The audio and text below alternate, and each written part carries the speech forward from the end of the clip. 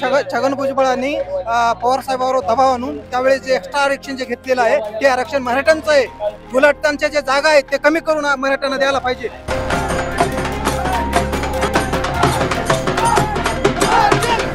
आम्ही पूर्ण तयारीनिशी आलो आहोत. 15-20 दिवस काय वेळ लागेल त्या दिवसाची पूर्ण तयारी करून या ठिकाणी मुंबईच्या दिशेने आलेलो आहोत.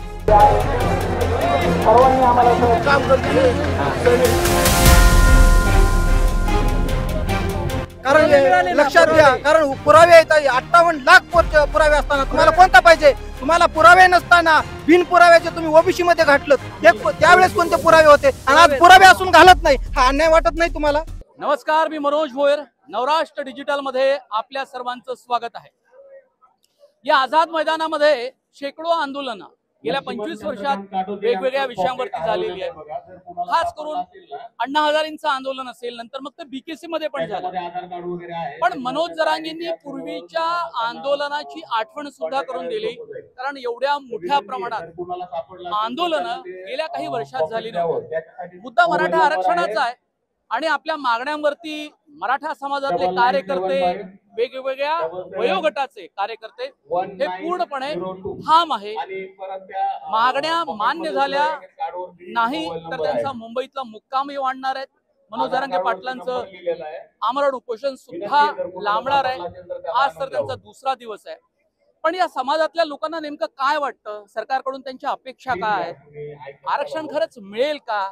की पुन्हा एकदा वाशीमध्ये जसे ते मनोज जरांगे आपल्या मराठा समाजासोबत परत गेले होते आश्वासनांवर विश्वास ठेवून, तशाच पद्धतीचं वातावरण आता सुद्धा निर्माण होऊ शकेल? काय वाटतं? नाही, आदरणीय मनोज जरांगे पाटलांचं जे उपोषण चालू आहे त्या संपूर्ण मागण्या मान्य झाल्याशिवाय आम्ही जे बांधव आलेलो बीड जिल्ह्यातून आम्ही मैदान सोडणार नाहीत. सातारा संस्थांचं गॅजेट लाग असेल,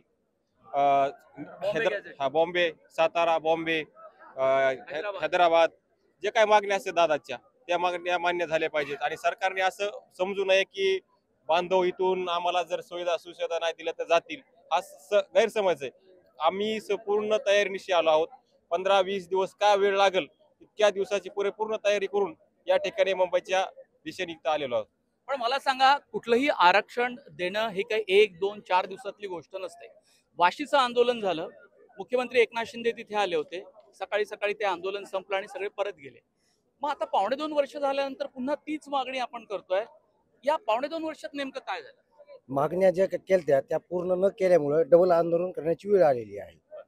ज्या मागण्या आम्ही मागे वाशी या ठिकाणी केल्या त्या पूर्ण सरकारने न केल्यामुळे इथे येण्याची वेळ आली आहे. आणि ज्या मागण्या आहेत त्या पूर्णपणे सरकारने पूर्ण मागणी मान्य केल्याशिवाय आम्ही इथून जाणार नाही. पण या 2.5 वर्षामध्ये ज्या मागण्या मान्य नाही झाल्या त्याचा रेटा सरकार पुढे त्या रेटत राहण्याचं काम झालेलं आहे का? पण परिपूर्ण असं नाही. प्रत्येक वेळेस आदरणीय दादांनी आपले जे मंत्री आहेत उदय सामंत यांनी किती वेळेस येऊन हे केलं. प्रत्येक वेळेस उदय सामंत यांच्यासोबत चर्चा झालेली.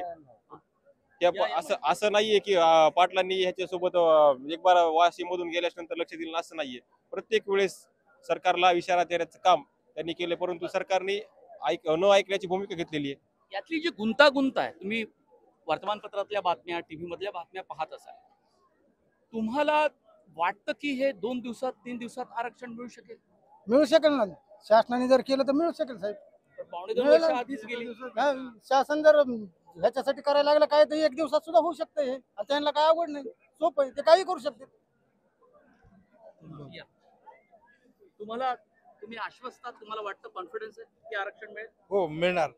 आमचा इथं राजा बसलेला आहे इथं, त्यामुळे आम्हाला आरक्षण भेटणारच. जरांगे पाटील जोपर्यंत इथं आहे तोपर्यंत आम्हाला अपेक्षा आहे आरक्षण भेटणारच. भुजबळ साहेब म्हणजे मंत्री छगन भुजबळ हे ओबीसीचे नेते आहेत. बबनराव तायवाडे ओबीसी महासंघाचे नेते आहेत. बबनराव तायवाडे त्यांनी नागपुरात साखळी उपोषण सुरुवात केली आहे की ओबीसी आरक्षण हे आमचं तसंच टिकलं पाहिजे. ओबीसी आमचं म्हणणं काय, ओबीसी आम्ही पण ओबीसीच आहेत ना हो, पण हे सरकार मान्य करीत नाहीत. सरकारने कुठंतरी ह्या गोष्टी मान्य करायला पाहिजे. आणि राहायला 16% आरक्षण होतं ना, तेच आमचं आतापर्यंत ओबीसीने यूज केलेलं आहे. पण ते जे आमचं 16% आरक्षण आहे तेच आम्ही आमचं मागतोय. आम्हाला नव्यानं आरक्षण नको ओबीसी मध्ये. जे आमच्या हक्काचं आरक्षण आहे ओबीसी मध्ये ते आमचं आम्हाला पाहिजे. पण तुम्ही पाहिलं की ओबीसी आणि मराठा असा वाद पेटला होता मागच्या वेळेला, वेगवेगळे नेते वेगवेगळ्या बाजूने बोलत होते.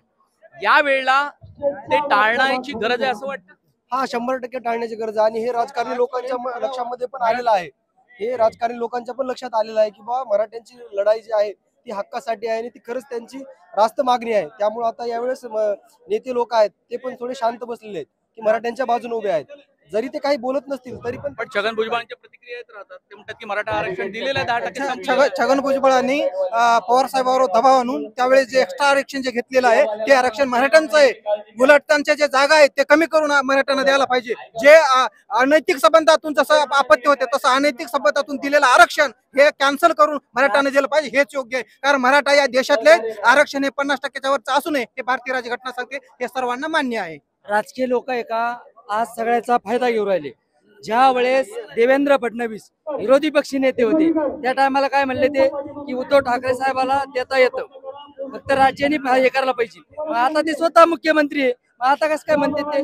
त्याच्यापेक्षाही मला काय म्हणायचं, सगळ्यांनी थोडं थोडं व्हायला सहकार्य करून आरक्षण द्यायला पाहिजे. त्यांना किती काळपर्यंत तुमचा मुक्काम इथे राहू शकतो? समजा या 1-2 दिवसात काही तोडगा निघाला नाही, आता ते शिंदे समिती आहे, वंशावळी समिती जी काही आहे, सगळे सोयरे ची नोंद घेणारी, त्याचा अभ्यास करणारी, त्याला मुदतवाढ दिली आहे आता जून पर्यंत चालूच राहणार आहे. आणि त्याचे सचिव तुम्हाला भेटायला येणार आहेत मनोज जरांगे पाटलांना. ते भेटायला येतील ना, निश्चितच येतील, परंतु तो वेगळा विषय आहे ना हा वेगळा विषय आहे. हा जो विषय आहे तो हा ओबीसी मधला आरक्षणाचा विषय आहे आणि हा सर्वांनाच मिळाला पाहिजे. हा सर्वांचा हक्क आहे. कारण मराठा हा कुणबी आहे. कारण लक्षात घ्या, कारण पुरावे आहेत 58 लाख पुरावे असताना तुम्हाला कोणता पाहिजे? तुम्हाला पुरावे नसताना बिन पुराव्याचे तुम्ही ओबीसी मध्ये घातलं, त्यावेळेस कोणते पुरावे होते आणि आज पुरावे असून घालत नाही, हा अन्याय वाटत नाही तुम्हाला? या युवकांच्या प्रतिक्रियात मराठा समाजातल्या आणि त्या आक्रमक आहेत, अभ्यासपूर्ण मांडणी करतायत आपल्या मराठा आरक्षणाच्या मुद्द्यावर, असंही आपल्याला पाहायला मिळतंय.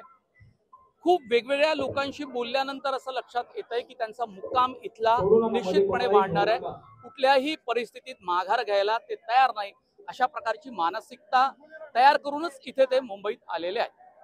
कॅमेरामॅन राहुल गुप्ता सोबत मनोज भोयर, नवराष्ट्र, आझाद मैदान.